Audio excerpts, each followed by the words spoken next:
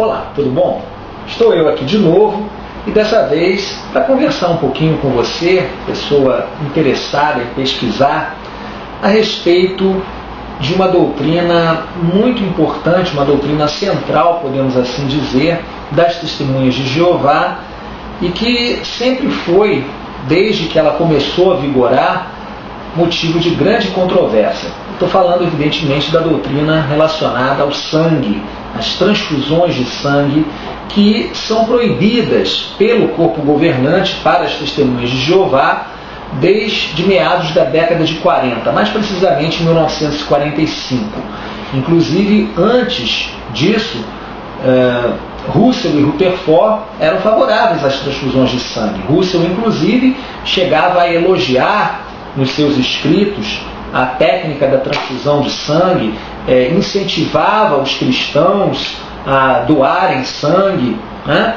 Mas isso tudo mudou e na década de 40, conforme eu já disse, as transfusões de sangue foram proibidas pelas Testemunhas de Jeová, pela sua liderança, a sua autoridade eclesiástica, né? O corpo governante. Pois bem, usa-se frequentemente alguns textos bíblicos para supostamente embasar ou dar um fundamento bíblico para a proibição das transfusões de sangue, ou para que essas transfusões sejam consideradas impróprias para o cristão como um desrespeito à lei de Deus.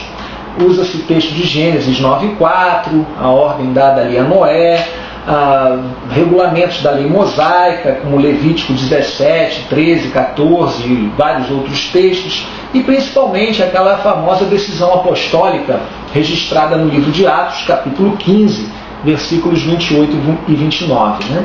Mas a pergunta que se faz é: será isso válido? Será que é realmente coerente raciocinar dessa maneira ou com base nesses textos bíblicos para proibir ou para considerar imprópria a técnica das transfusões de sangue para os cristãos?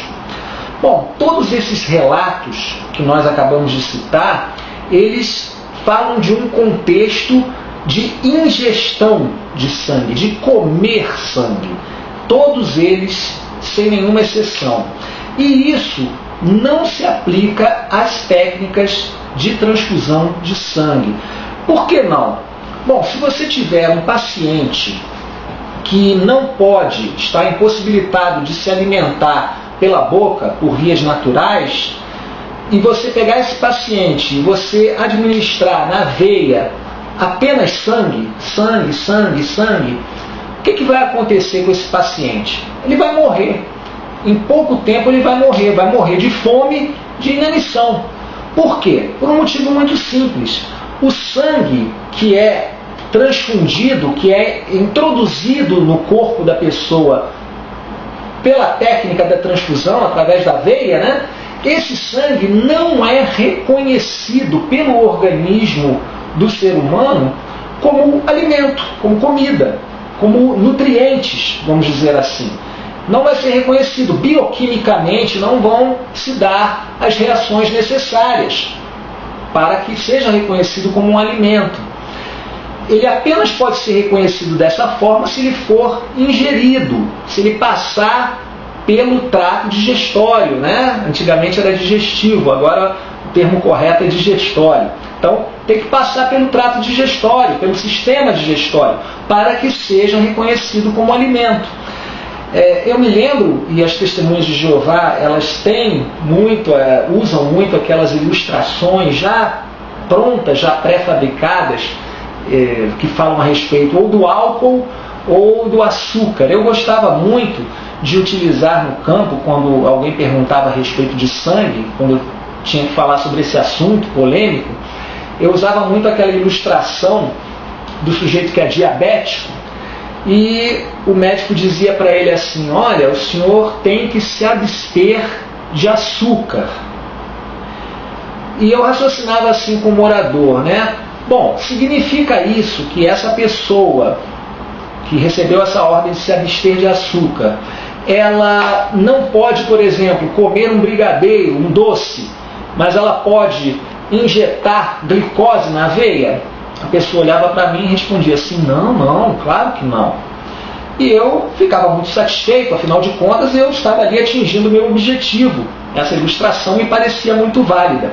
Mas na realidade ela não se aplica, né? Era ignorância da minha parte achar que essa ilustração se aplicava. Ela não se aplica porque o álcool e também a glicose, o açúcar, eles são reconhecidos como alimento quimicamente dentro do organismo quando são injetados pela veia.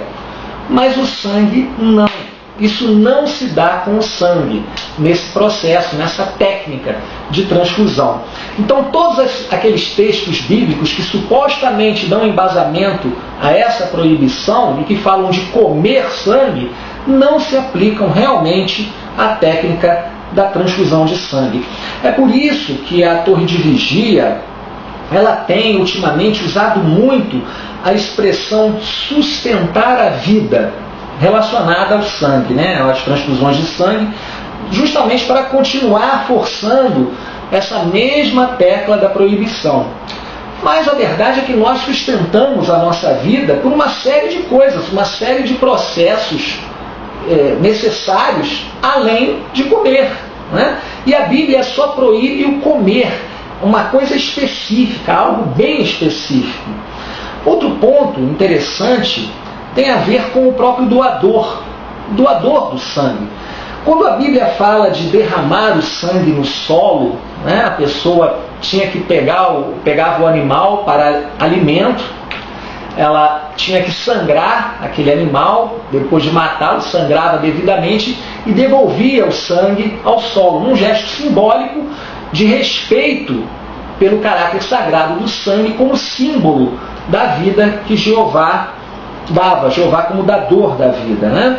Então, quando a Bíblia fala de derramar o sangue no solo, ela refere-se ao animal que é sacrificado para servir de alimento.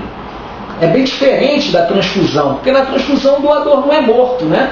Alguém já viu falar que vai matar o outro para doar o sangue?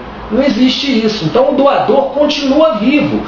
Você não tem que derramar o sangue, que devolver simbolicamente o sangue como símbolo da vida a Jeová, o dador da vida. E não há desrespeito nenhum com relação ao caráter sagrado do sangue a partir do momento em que esse sangue não precisa ser deposto no escabelo de Jeová, que é a terra, né? Então o doador continua vivo.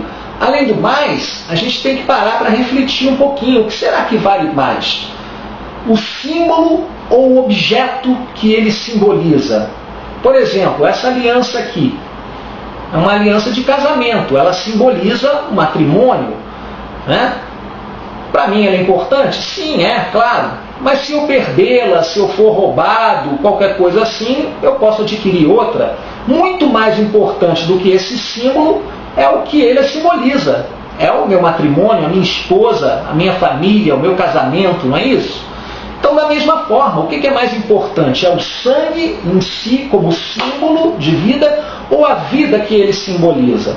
Sem dúvida alguma, então, as testemunhas de Jeová, sem se aperceberem, quando acatam esse tipo de raciocínio completamente equivocado da parte da sua liderança, elas estão dando mais valor ao símbolo do que propriamente aquilo que ele representa, né?